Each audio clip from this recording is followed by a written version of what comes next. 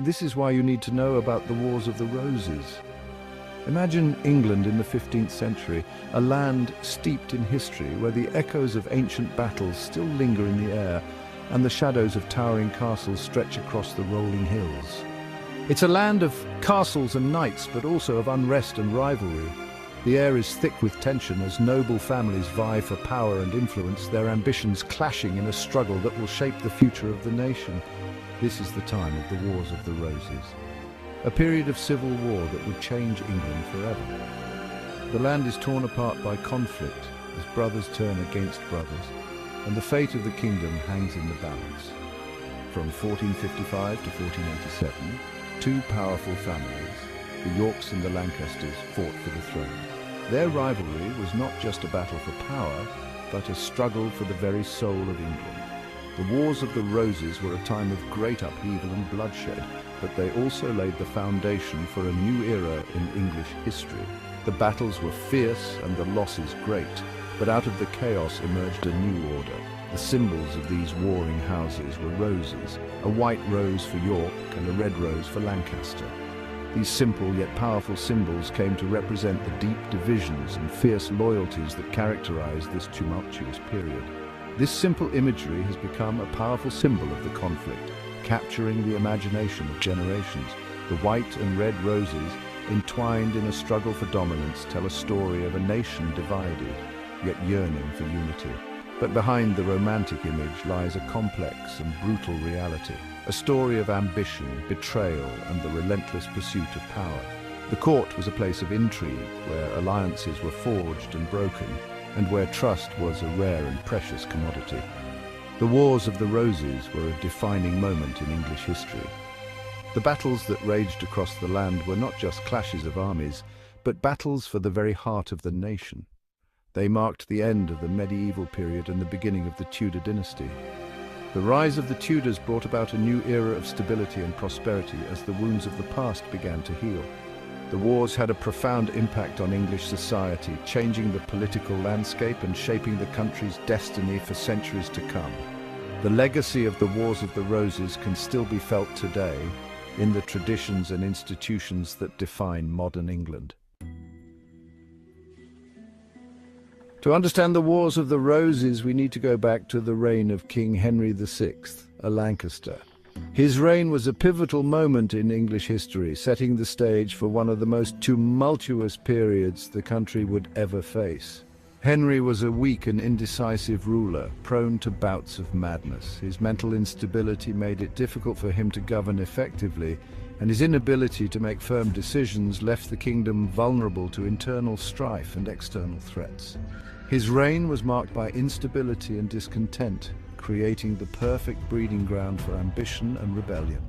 The common people suffered under heavy taxation and poor governance, leading to widespread unrest and dissatisfaction with the ruling class. Into this power vacuum stepped Richard, Duke of York. Richard was not just any noble, he was a man of considerable influence and resources, with a strong network of allies who shared his ambitions. A powerful and ambitious nobleman, Richard believed he had a stronger claim to the throne than Henry.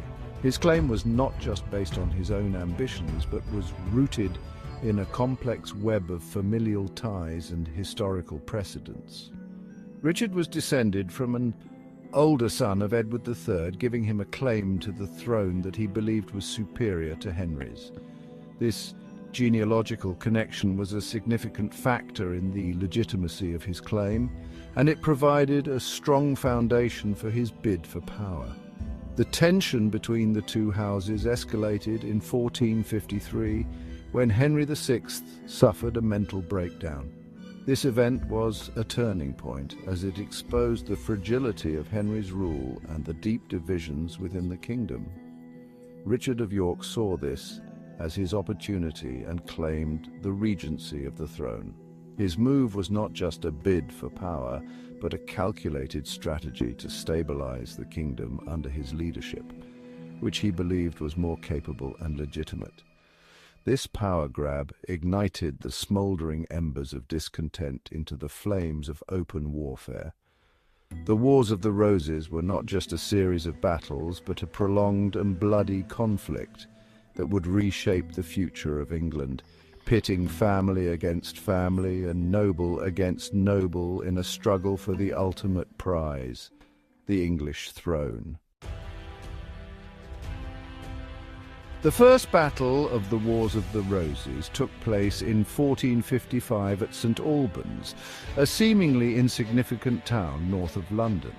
The Yorkists emerged victorious, and Henry VI was captured, marking the beginning of a long and bloody conflict. However, the Lancastrians, led by Henry's formidable wife, Margaret of Anjou, were not finished. Margaret, a woman of fierce determination and unwavering loyalty to her husband, rallied the Lancastrian forces and continued the fight. The tide of war ebbed and flowed, with both sides experiencing victories and defeats. Battles raged across England from Blore Heath to Wakefield, with neither side able to gain a decisive advantage. Section 4. A king deposed, a king restored. The brief reign of Edward IV. In 1461, the course of the war shifted dramatically at the Battle of Towton. This brutal encounter, considered the largest and bloodiest battle ever fought on English soil, resulted in a decisive Yorkist victory. The Lancastrians were routed and thousands lay dead on the battlefield. With this victory, Richard of York's son Edward claimed the throne as Edward IV.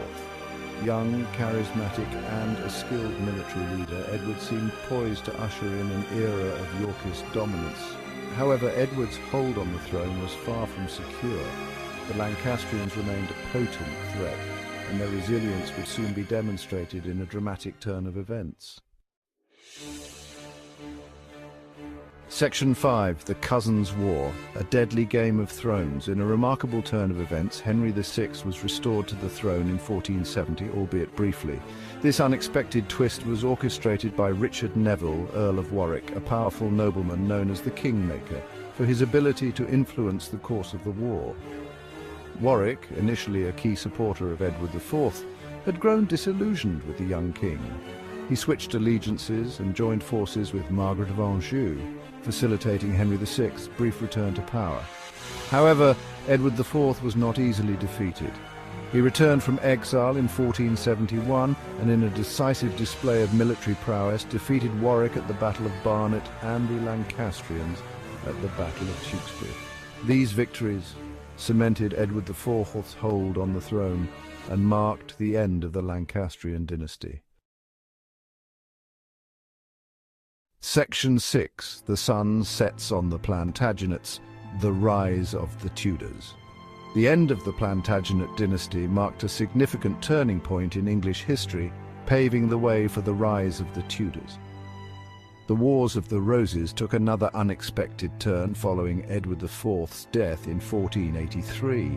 His passing left a power vacuum that would soon be filled with intrigue and conflict. His brother, Richard, Duke of Gloucester, seized the throne as Richard III, usurping the rightful claim of Edward's young sons, Edward V and Richard of Shrewsbury, who became known as the Princes in the Tower. This act of usurpation was seen by many as a betrayal and set the stage for further turmoil. Richard III's reign was short-lived and mired in controversy, most notably the mysterious deaths of the princes in the Tower. The young princes were last seen in the Tower of London, and their fate has been the subject of speculation and mystery ever since. The circumstances surrounding their disappearance remain a subject of historical debate to this day. Scholars and historians have long debated whether Richard III was responsible for their deaths or if other forces were at play. In 1485, Henry Tudor, a distant relative of the Lancasters, challenged Richard III for the throne. Henry's claim was tenuous, but he garnered support from those disillusioned with Richard's rule. Henry landed in Wales with a small army and defeated Richard at the Battle of Bosworth Field. This battle was a decisive moment in English history, marking the end of the Wars of the Roses. Richard III was killed in battle, the last English king to suffer that fate. His death marked the end of the Plantagenet line and the beginning of the Tudor dynasty, which would bring about significant changes in England's political and cultural landscape.